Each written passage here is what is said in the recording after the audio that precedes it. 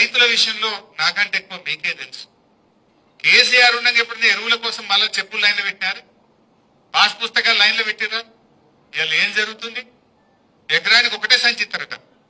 లైన్లో పెట్టి నిలవడంగా 3 ఎకరాలు ఉంటే 3 సంచులు, 2 ఎకరాలు ఉంటే 2 సంచులు అంటూ. మనం ఉండగా ఎన్నడన్నా ఏ రోజన్నా ఎరువుల కోసం లైన్లో నిలబడ్డ రోజు చూసినామా? 10 ఏళ్ల కేసీఆర్ పాలన. కాంగ్రెస్ వచ్చింది, మళ్ళీ చెప్పులు లైన్లోకి వచ్చింది, మళ్ళా పాస్బుక్ లైన్లో పెట్టే కాడికి వచ్చింది. ఇవాళ ఇంకొక మంచి విషయం కూడా మీరు చెప్పాలి. కేసీఆర్ ఉన్నప్పుడు రైతు బంధు స్టార్ట్ చేశాడు.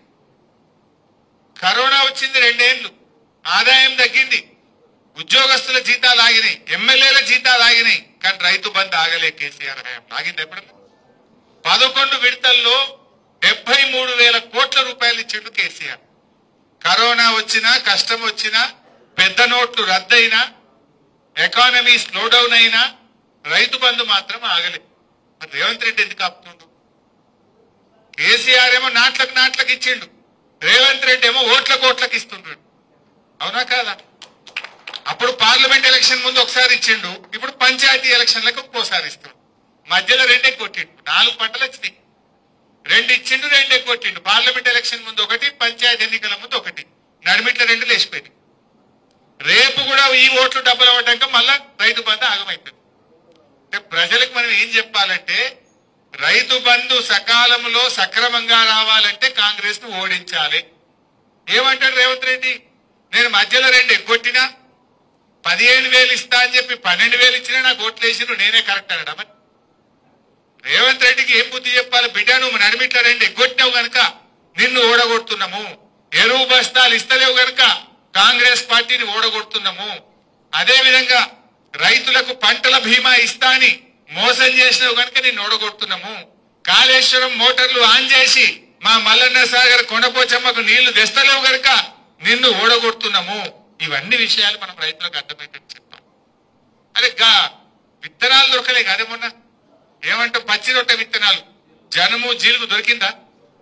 మనమేమో తీసుకపోండి ఎయ్యిండ్రి అని ఎంబడమంటారు మీ కోఆపరేటివ్ చైర్మన్ పల్లెలు. సంచులు తెచ్చి నెల ముందు స్టాక్ పెట్టాం మనం.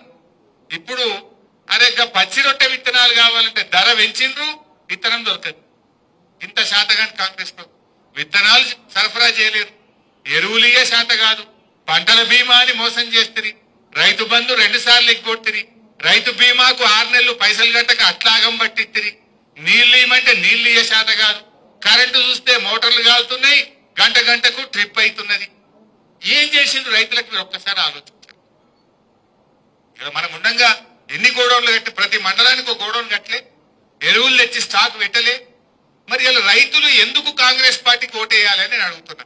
రైతు బంధు ఎగ్గొట్టినందుక, పంటల బీమా ఎగ్గొట్టినందుక, రైతు బీమాకు ప్రీమియం చెల్లించినందుక, జనుము జీలుగు విత్తనాలు ఇవ్వ చేతగానందుక, ఎరువులు అందించినందుక, నీళ్లు ఇవ్వనందుక, మోటార్లు కాలినందుక ఎందుకు వేయాలి కాంగ్రెస్ పార్టీకి ఓటు అని నేను అడుగుతా ఉన్నా. ఇది మీరు చర్చ పెట్టాలి దయచేసి. రైతులు కలిసిన కాడ నేను చెప్పిన దాంట్లో ఒకటన్నా అబద్ధం ఉందా? కేసీఆర్ ఉండగా మోటార్లు కాలకపోవు.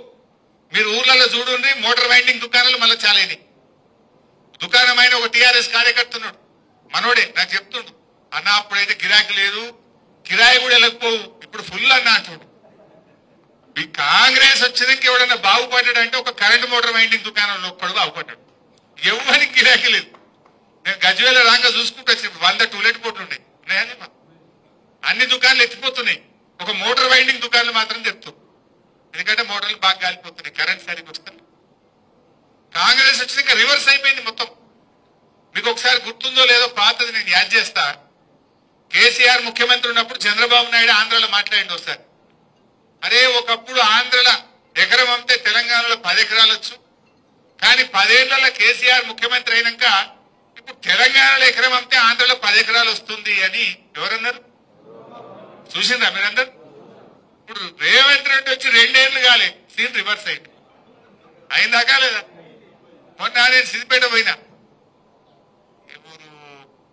గంగాపూర్ అని చిన్నకోడూరు మండలం గంగాపూర్ ఊరికి పోయినా. ఒక మన కార్యకర్త చనిపోతే మాట్లాడించడానికి పోయినా. కొద్దిసేపు మాట్లాడినాక కూర్చున్నాం. ఏం సంగతి అన్నాక ఎరువులు ఈ బాధలన్నీ చెప్పుకుంటా, ఎవడైనా లగ్గం ఉండి అమ్ముకుందామంటే భూమి అమ్మతలేదు సార్. ఏమైతుందంటే 40 లక్షలకి అడుగు తీయలేదు, ఇప్పుడు 20కి ఇస్తామంటే కూడా ఎవడత్తలేడు అన్నాడు. అంటే ఇప్పుడు ఏమైంది? సీన్ రివర్స్ అయింది. ఆడ చంద్రబాబు నాయుడు అయింది, ఈడ రేవంత్ రెడ్డి అయింది. ఇప్పుడు ఏమైతుంది? ఇప్పుడు మళ్ళా ఆంధ్రలో ఎకరం అంతా తెలంగాణలో 2 ఎకరాలు వస్తుంది. అయిందా లేదా? గజ్వేల్లో మీ అందరికి అనుభవమే ఉంటుంది. రేట్లు తగ్గినాయా పెరిగినాయా? ఎంత తగ్గినాయి? సగానికి సగమైంది. ఇంకా 2 ఏళ్ళు ఉంటే ఇంకేమవుతుందో. దోసాల్లో సగమైంది. ఈ రేవంత్ రెడ్డి ఇంకో ఏడాది 2 ఏళ్ళు ఉంటే ఇంకెంత తగ్గుతుంది? బేరాలు బంధు, కార్లు గుంజుకపోతుర్రు, మోటార్ సైకిళ్లకు ఇన్స్టాల్మెంట్లు లేవు, దుకాన్లు బంద్ అయిపోయినాయి, డీజిల్ కు పైసలు లేవు, బేరాలు లేవు, కొత్తగా ఇల్లు కట్టేవాడు లేడు, ప్లాట్ కొనేటోడు లేడు. ఎవడన్నా అవసరం పడి భూమి అమ్ముకుందామంటే కొనే దిక్కు లేదు. నిజమేనా? ఇది రేవంత్ రెడ్డి పాలన పుణ్యం. ఎవరు తృప్తిగా ఉండరు? ఎవరికి నువ్వు మేలు చేసినావు? సీన్ రివర్స్ అయిందా లేదా? అదే చంద్రబాబు నాయుడు ఆ రోజు ఏమన్నాడు? ఎకరం అమ్మితే తెలంగాణలో ఆంధ్రలో 10 ఎకరాలు వస్తుందని. ఇప్పుడు ఎందుకు 2 ఏళ్లలోనే ఎందుకు ఆగమైపోయింది తెలంగాణ? 2 ఏళ్లలోనే ఎందుకు రివర్స్ అయింది తెలంగాణ? పాలన చేతగాక దిక్కుమాలిన మాటలు, దిక్కుమాలిన అక్రమ కేసులు ఆగమాగం చేస్తే గిట్ల అయిపోతుంది. అంటే నాయకుడు కేసీఆర్ అంటే ఎట్లా ఉండో ఇలా ప్రజలకు అర్థమవుతుంది. అందుకే ప్రతి ఒక్కరు కోరుకుంటున్నారు మళ్ళీ కేసీఆర్ ముఖ్యమంత్రి కావాలని కోరుకుంటున్నారు. ఇవన్నీ విషయాలు మీకు తెలియనియం కావు. పిల్లల్ని అట్లా మోసం చేసిండు, రైతుల్ని ఇట్లా మోసం చేసిండు. మహిళల విషయంలో మీకు బాగా తెలుసు, ఏదంటే బస్సు ఇచ్చిన అంటాడు. ఆ బస్సులో కూర్చుందామంటే కాలు పెడదామంటే జాగలేదు. బస్సుల సంఖ్య తగ్గినాయి బాగా. మహిళలకు ఎన్ని మాటలు చెప్పిండ్రు? ప్రతి మహిళకు నెలకు 2,500 రూపాయలు ఇస్తా అన్నాడా లేదా? ఇప్పుడు 20 నెలలు అయింది. అంటే ఒక్కొక్క చెల్లెకు అక్కకు 50,000 రూపాయలు రేవంత్ రెడ్డి బాకీ పడ్డాడు. ఓటు అడగాలి ఎవడన్నా కాంగ్రెస్ వాడు పంచాయతీరాజ్ ఎలక్షన్లు అంటే 50,000 ఆడ పెట్టింకనే అడుగుమని చెప్పాలి కాదా? 20 నెలలు ఇంటూ 2,500 అంటే 50,000 బాకీ పడ్డాడు ఒక్కొక్కరు. అదే విధంగా మహిళలకు కేసీఆర్ 1,00,000 రూపాయలు ఇస్తాడు, మేము తులం బంగారం కలుపుతామన్నాడు. బంగారం 1,00,000 అవుతుంది. 1,00,000కు 1,00,000 2 లక్షలు ఇవ్వాలి నమ్మొద్దా? ఇచ్చిండా? తులం బంగారం పత్తా లేకుండా వీకింది. 3వ ముచ్చట ఆడపిల్లలకు స్కూటీ ఇస్తా అన్నాడు. వచ్చిందా? లేదు. 4వ ముచ్చట దవాఖాన పోతే కేసీఆర్ కిట్ ఇచ్చి కడుపు నిండి అన్నం పెట్టి ఇంటికాడ దించాడు. ఉందా కిట్? ఇప్పుడు అది బంద్ అయిపోయింది. ఇట్లా ఏ విషయం చూసినా మహిళలకు వడ్డీ లేని రుణాల గురించి ఏదో బాగా మాట్లాడుతున్నారు. మీకు విషయం ఐడియా ఉండాలి. 1,00,000 కోట్ల వడ్డీ లేని రుణం ఇస్తా అన్నాడు. ఒక గ్రూప్ 20 లక్షలు అప్పు తెచ్చుకుందనుకో, 20 లక్షలకు వడ్డీ లేని రుణం ఇస్తున్నారా? ఇస్తలేదు. 5 లక్షలకే పరిమితం చేశారు. అది పాత ముచ్చట. నేనే కేసీఆర్ ఇచ్చిందేనే, కొత్తగా ఇచ్చేది. కేసీఆర్ ఉన్నప్పుడు కూడా 5 లక్షల వరకు వడ్డీ లేని రుణం ఉన్నది. మనం ఉన్నప్పుడు కూడా ఒక్కొక్క గ్రూప్ కి 20 లక్షలు 30 లక్షల లోన్లు ఇచ్చినాము. కొత్తగా కాంగ్రెస్ చేసిందేమీ లేదు. నిజంగా నువ్వు 1,00,000 కోట్ల వడ్డీ లేని రుణం అంటే ఆ గ్రూప్ 20 లక్షల లోన్ తీసుకుంటే 20 లక్షలకు వడ్డీ లేని రుణం ఇవ్వాలి. 30 లక్షలు తీసుకుంటే 30 లక్షలకు వడ్డీ లేని రుణం ఇవ్వాలి. కానీ వాళ్ళు ఇస్తున్నది గదే 5 లక్షలకు. 2-3 సార్లు నేను ప్రెస్ మీట్ పెట్టి గట్టిగా దబాయించి అడిగిన రేవంత్ రెడ్డిని, సీతక్కను. నోరిప్పలేరు. నేను అడిగిన ప్రశ్నకు సమాధానం చెప్తలేరు. ఎందుకు? గదే 5 లక్షలు మనం ఇచ్చింది తప్ప కొత్తగా ఇచ్చిందేమీ లేదు. మహిళలందరినీ కూడా మోసం చేసిండ్రు. 2,500 మోసం చేసిండ్రు, తులం బంగారం మోసం చేసిండ్రు, స్కూటీ అని మోసం చేసిండ్రు, 1,00,000 కోట్ల వడ్డీ లేని రుణమని మోసం చేసిండ్రు. ఈ రకంగా మహిళలందరినీ కూడా అబద్ధాలు చెప్పి మోసం చేస్తా ఉన్నారు. ఈ విషయాలు కూడా మీకు తెలియని ఏం కావు.